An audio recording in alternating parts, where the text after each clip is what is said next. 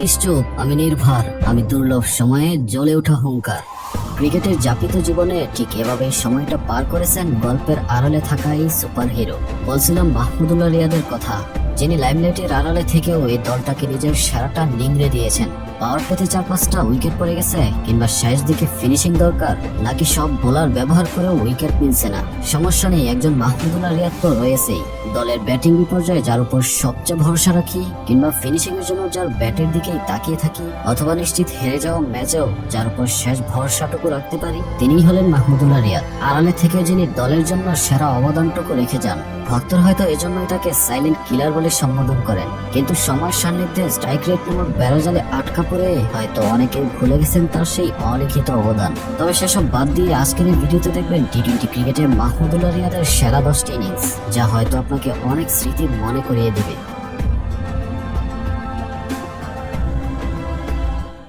তবে শুরুতে একটা কথা না বললেই নয়, মাহমুদুল্লাহ রিয়াদ যে পজিশনে ব্যাট করে তাতে হয়তো বড় রান কিংবা সেঞ্চুরি পাবেন না, তবে তার করা অল্প অল্প রানগুলোই একটা ম্যাচের বড় পার্থক্য করে তোলে। বাংলাদেশ ভার্সেস ওয়েস্ট ইন্ডিজ 2018 সালে ওয়েস্ট ইন্ডিজের বিপক্ষে সিরিজের তৃতীয় টি-20 ম্যাচে মাঠে নামে বাংলাদেশ, যেখানে সিরিজের প্রথম 2 ম্যাচে এক সমতায় রয়েছে দুদল। তাই সিরিজ জয়ের লক্ষ্যে দুদলের জন্যই ম্যাচটি খুবই গুরুত্বপূর্ণ। প্রথমে ব্যাটিং এ নেমে তামিম লিটনের দারুণ ইনিংসে শুরুটা ভালোই করে বাংলাদেশ, তবে বড় স্কোর করার লক্ষ্যে স্লগ ওভারগুলোতে ধামাকা ব্যাটিং এর খুবই প্রয়োজনীয়তা অনুভব করে বাংলাদেশ, আর সেই অভাবটা দারুণভাবে কভার করেন মাহমুদুল্লাহ রিয়াদ। শেষ দিকে এসে ঝড়ো ব্যাটিং এ মাত্র 20 বলে 32 রানের ইনিংস খেলে দলকে নিয়ে যায় একটি।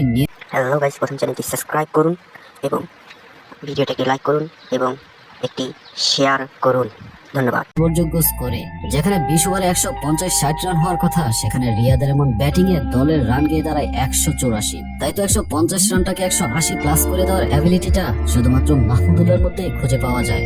এবং শেষ পর্যন্ত মাহমুদুল্লাহর করা সেই রানের জন্যই ওয়েস্ট ইন্ডিজকে মাত্র 19 রানে হারিয়ে টি-20 সিরিজটিও জিতে নেয় বাংলাদেশ।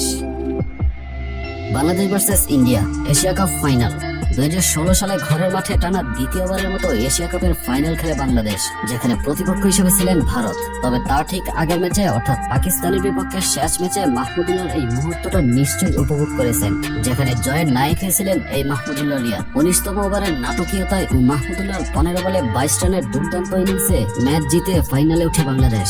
আর সেদিনও মাহমুদুল্লাহর অবদান হয়তো আপনার চোখে ভেসে উঠবে। ভারতের বিপক্ষে ফাইনালে পরাজয়ের ক্ষতর জন্য হয়তো মাহমুদুল্লাহর এই ইনিংসটা ঢাকা পড়ে যায়। ফাইনালে বৃষ্টির বাধায় ম্যাচটি যখন 15 ওভারে নেমে আসে, তখন প্রথমে ব্যাটিং নেমে বাংলাদেশ ধামাকা ব্যাটিং করতে গিয়ে একের পর এক উইকেট হারাতে থাকে, আর তাতে ব্যাটসম্যানদের স্ট্রাইক রেটের নাজেহাল অবস্থা। আর বুমরা ও আশ্বিনদের বোলিং তোপে সবার ধারণা ছিল বাংলাদেশ হয়তো 100 রানের গন্ডি পেরোতে পারবে না, কিন্তু একজন মাহমুদুল্লাহ তো আছে। সবার ভরসার প্রতীক হয়ে সেদিন মাহমুদুল্লাহর হাত ধরেই ধামাকা ব্যাটিং এ 250 প্লাস স্ট্রাইক রেটে ব্যাট করে মাত্র 13 বলে 33 রানের বিস্ফোরক ইনিংস খেললে দলের রান গিয়ে দাঁড়ায় 120, যা ছিল মোটামুটি ফাইটিং একটা স্কোর। শেষ পর্যন্ত টাইগারদের বাজে বোলিং আর ধোনির ফিনিশিং স্টাইলের কাছে এশিয়া কাপ ফাইনালে সেই ম্যাচটি হারতে হয় বাংলাদেশকে। তবে বাংলাদেশের ফাইনালে আসার পেছনে পুরো আসরে মাহমুদুল্লাহর ফিনিশিং রোলটা দারুণ কার্যকর ছিল। বাংলাদেশ ভার্সেস ওয়েস্ট ইন্ডিজ ঘরের মাঠে 2018 সালে পূর্ণাঙ্গ সিরিজ খেলতে ওয়েস্ট ইন্ডিজের বিপক্ষে মাঠে নামে বাংলাদেশ। 3 ম্যাচ টি-20 সিরিজের প্রথম ম্যাচে হেরে ব্যাকফুটে বাংলাদেশ, তাই দ্বিতীয় ম্যাচটি বাংলাদেশের জন্য সিরিজ বাঁচানোর ম্যাচ। প্রথমে ব্যাটিং এ নেমে লিটন দাসের 60 আর সাকিবের 42 রানের উপর ভর করে বড় স্কোর করার ইঙ্গিত দেয় বাংলাদেশ, কিন্তু সেই বড় রানটাকে আরো ভারী করে তোলে মাহমুদুল্লাহ, যার ফিনিশিং স্পেলটা ছিল অসাধারণ। যেখানে 180 রান হওয়ার কথা, সেখানে মাহমুদুল্লাহর পাওয়ার হিটিং এ মাত্র 21 বলে 43 রান করে 211 রানের বড় টার্গেট দেয় বাংলাদেশ। আর বোলিং এ এসে সাকিবের অসাধারণ বোলিং ও লাস্ট ওভারে মাহমুদুল্লাহর সাহসী বোলিং এর জন্য 36 রানের বড় জয় পায় বাংলাদেশ। যদিও সেই ম্যাচে ম্যান অফ দ্য ম্যাচ হয়েছিলেন সাকিব আল হাসান, কিন্তু ম্যাচের ব্যাকহ্যান্ডের আসল হিরো হলেন Mahmudullah Riyad.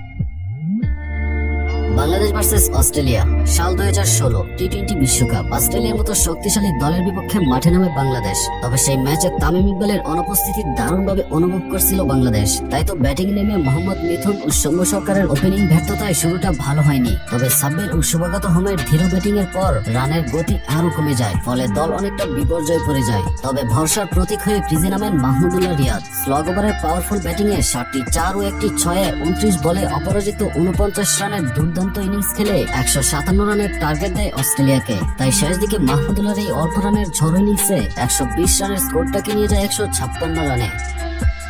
Bangladesh versus Papua New Guinea 2021 টি-20 বিশ্বকাপ প্রথম রাউন্ডে বাজে শুরুর পর পুরোপুরি ব্যাকফুটে চলে যায় বাংলাদেশ, কারণ তখন সুপার 8-এ খেলা নিয়েই সংখ্যা ছিল, আর সুপার 8 নিশ্চিত করতে এই ম্যাচ জয়ের কোনো বিকল্পই ছিল না। তাই পাপুয়া নিউগিনির বিপক্ষে প্রথমে ব্যাটিং নামায় বাংলাদেশ। তবে শুরুতেই মোহাম্মদ নাইমের শূন্য ও মুশফিকুর রহিমের 5 রানের বিদায়ের পর ব্যাটিং বিপর্যয়ে পড়ে বাংলাদেশ, আর মিডল অর্ডারে সেই ধাক্কা সামাল দিতে সাকিবকে সাথে নিয়ে দারুণ সূচনা করেন মাহমুদুল্লাহ। তবে অন্যরা যেখানে বোলারদের চাপে স্ট্রাইক রেট নিয়ে যাতা অবস্থা, তখন মাহমুদুল্লাহ ছিলেন ভিন্ন। ধর্মহীন ব্যাটিং এ পিএনজির বোলারদের পিটিয়ে 3টি 4 ও 3টি 6-এ মাত্র 28 বলে করেন অসাধারণ 50, এবং তাতে বাংলাদেশের সংগ্রহ গিয়ে দাঁড়ায় 181। তাই যেখানে দলের বিপর্যয়ে অন্যরা ভেঙে পড়েন, সেখানে ভরসার প্রতীক হয়ে এক পাশ আগলে রেখে যিনি ম্যাচ বের করে আনেন, তিনি হলেন মাহমুদুল্লাহ রিয়াদ। বাংলাদেশ ভার্সেস জিম্বাবুয়ে সাল 2019 ঘরের মাঠে আফগানিস্তান ও জিম্বাবুয়েকে নিয়ে ট্রাইনেশন সিরিজ অনুষ্ঠিত হয়, যেখানে চতুর্থ টি-20তে জিম্বাবুয়ের বিপক্ষে মাঠে নামে বাংলাদেশ। আর প্রথমে ব্যাটিং এ নেমে নাজমুল হোসেন শান্তর বাজে ব্যাটিং ও সাকিবের 10 রানের আউটের পর লিটন মুশফিকের জুটিতে বেশ ভালোই খেলে। তবে সেদিন মাহমুদুল্লাহর এমন ধামাকা ব্যাটিং খুব একটা চোখে পড়ে না বললেই চলে, যেখানে মাত্র একটি 4-এর বিপরীতে 5টি 6 মারেন মাহমুদুল্লাহ, আর তাতে 41 বলে 62 রানের সেরা ইনিংস খেলে মাহমুদুল্লাহ, এবং তার এমন ব্যাটিং এর দলীয় রান গিয়ে দাঁড়ায় 175। তবে হ্যামিল্টন মাসাকাজ্জার বিদায়ী সিরিজের সেই ম্যাচটি রাঙিয়ে রাখতে পারেনি জিম্বাবুয়ে, তারা 136 রানেই অল আউট হয়ে যায়।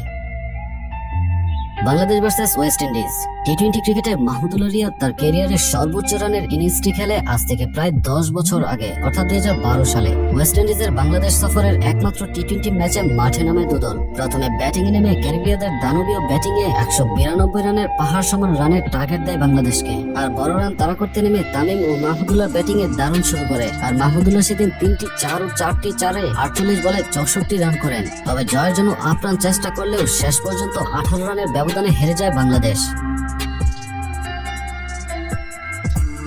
তবে টি-20 ক্রিকেটে বাংলাদেশের সেরা ম্যাচ কিংবা মাহমুদুল্লাহর সেরা ইনিংসটি যদি বলতে হয়, তাহলে সেটা হলো 2018 সালে শ্রীলঙ্কার বিপক্ষে নিদাস ট্রফির সেই ম্যাচটি। যে ম্যাচটির কথা মনে হলেই প্রথমেই আপনার চোখে ভেসে ওঠে লাস্ট ওভারে মাহমুদুল্লাহ রিয়াদের সেই ফিনিশিং দৃশ্যটা, যা ছিল বাংলাদেশ ক্রিকেটের সেরা ফিনিশিং শট। আর সেই ম্যাচে মাহমুদুল্লাহ নিজেকে চেনান এক নতুন রূপে। ইতিহাস গড়া সেই ম্যাচে লঙ্কানদের দেওয়া 160 রানের টার্গেটে ব্যাট করতে নামে বাংলাদেশ। তামিমের 50-তে বাংলাদেশ ম্যাচে থাকলেও শেষ ওভারের নাটকীয়তা দেখার অপেক্ষায় ছিল ভক্তরা। পুরো ম্যাচে টান টান উত্তেজনা আর শ্বাসরুদ্ধকর অবস্থায় লাস্ট ওভারে আম্পায়ার বিতর্ক ও সব সমালোচনার প্রতিশোধ নেয় বাংলাদেশ, আর সেই গল্পের নায়ক হয়েছিলেন মাহমুদুল্লাহ। ওয়াও, কি অসাধারণ ফিনিশিং! সেই ম্যাচে মাহমুদুল্লাহ রিয়াদ মাত্র 18 বলে 43 রানের বিস্ফোরক ইনিংস খেলে কোটি ভক্তের মনে জায়গা করে নিয়েছিলেন। নিঃসন্দেহে ক্রিকেটের এমন উত্তেজনাপূর্ণ ম্যাচ আপনি বারবার দেখতে চাইবেন। তবে ভিডিও শেষ করার আগে সবার কাছে একটি প্রশ্ন, আচ্ছা মন থেকে একটা কথা বলুন তো, বাংলাদেশ ক্রিকেটের এমন সিচুয়েশন গুলোতে অন্য কাউকে কি এতটা ভরসা করতে পারেন যতটা মাহমুদুল্লাহকে করতে পারেন? আপনার মতামতটি জানিয়ে দিন কমেন্ট বক্সে। আর ভিডিও ভালো লাগলে লাইক দিতে ভুলবেন না, আর এমনই ইন্টারেস্টিং সব ভিডিও পেতে চ্যানেলটি সাবস্ক্রাইব করুন। ধন্যবাদ।